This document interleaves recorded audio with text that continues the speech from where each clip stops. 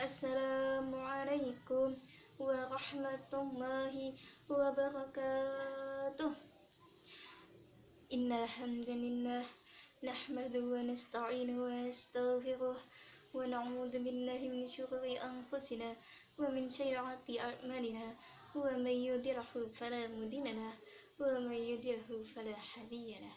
Asyhadu an la ilaha illallah wahdahu la syarika lah wa asyhadu anna Muhammadan abduhu wa rasuluh. Allahumma shalli wa sallim wa barik ala sayyidina Muhammadin wa ala alihi wa sahbihi ajma'in. Amma ba'du. Puji syukur kehadirat Allah Subhanahu wa ta'ala yang telah melimpahkan rahmat serta karunia-Nya sehingga kita bisa berkumpul dalam acara pengajian rutinan dalam keadaan sehat walafiat. Salawat serta salam tak lupa kita anjungkan kepada Nabi besar Muhammad sallallahu alaihi wasallam yang kita nantikan syafaatnya di yaumil qiyamah. Di sini saya akan menyampaikan sebuah tausiah yang bertemakan tentang sabar. Jamaah rahimakumullah, yang sebelah kiri jamaah rahimakumullah, masih semangat? Tetap semangat.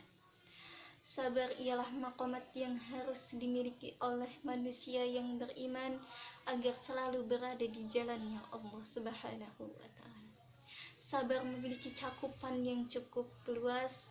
Sabar tidak hanya dimiliki oleh orang yang tertimpa musibah, melainkan orang yang sedang melakukan pekerjaan apapun yang dia lakukan itu harus bersikap sabar. Sabar juga memiliki arti menahan diri dari hal-hal yang bertentangan dengan hukum Islam dan menahan diri dari hawa nafsu yang bisa menggoyahkan iman. Meskipun demikian, Ibnu Taimiyah mengatakan sabar dalam menghadapi musibah ialah sabar yang paling mendominan. Betul apa betul? Betul apa betul?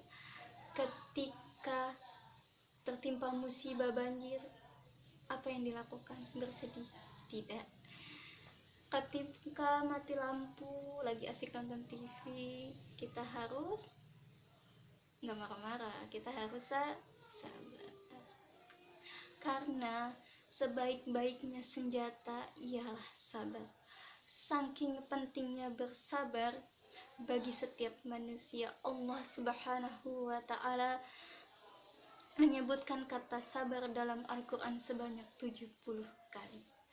Sedangkan ungkapan Allah Subhanahu wa ta'ala yang dikhususkan bagi orang-orang yang bersabar tertuang setidaknya 16 ayat di dalam Al-Quran yang berbeda-beda. Di dalam 16 ayat tersebut tertuang dalam surah Al-Baqarah ayat 45 yang berbunyi, A'udzu billahi minasyaitonir rajim. Bismillahirrahmanirrahim. Wasta'inu bis-sabri was-shalah wa innaha lakabiratun ila 'ala khashi'in. Shadaqallahul 'azim. Yang artinya, dan mohonlah pertolongan kepada Allah dengan sabar dan salat. Dan salat itu sungguhlah berat kecuali bagi orang-orang yang khusyuk. Jamaah rahimakumullah, mana suaranya? Yang sebelah kiri jamaah rahimakumullah, mana suaranya? Yang di depan masih semangat? Masih harus tetap semangat. Mau dilanjut atau cukup sampai di sini? Lanjut? Cukup? Lanjut atau cukup? Kita lanjutkan ya. Menurut tafsir Jalalain, mintalah pertolongan dalam menghadapi musibah dengan bersabar dan menahan diri dari hal-hal yang tidak baik melalui salat. Dari 16 ayat tersebut tersarikan banyak hikmah dan manfaatnya. Hikmah tersebut diantaranya Allah Subhanahu wa ta'ala memuji orang-orang yang sabar sebagai orang-orang yang bertakwa dan beriman. Kemudian orang yang sabar merupakan orang-orang yang dicintai oleh Allah Subhanahu wa ta'ala serta mendapatkan ganjaran dan pahala yang tanpa batas dari Allah Subhanahu wa ta'ala. Jamaah, mau nggak dapat ganjaran dan pahala tanpa batas dari Allah Subhanahu wa ta'ala? Mau? Tandanya tandanya harus bersabar. Selain itu, sabar bisa dikategorikan secara garis besar menjadi 3 bagian yang utama. Yang pertama, sabar karena pertolongan Allah Subhanahu wa ta'ala, yang artinya seseorang mengetahui kesabaran karena pertolongan dari Allah Subhanahu wa ta'ala.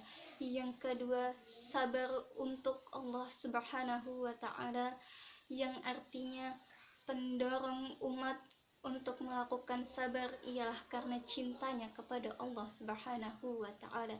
Dan yang ketiga, sabar beserta Allah Subhanahu wa ta'ala. Sabar yang dilakukan dengan hukum-hukum Allah, sehingga apa yang dilakukan sesuai dengan hukum-hukum Allah, yang dilakukan dengan sekuat tenaga, hati, dan pikiran. Jamaah rahimakumullah,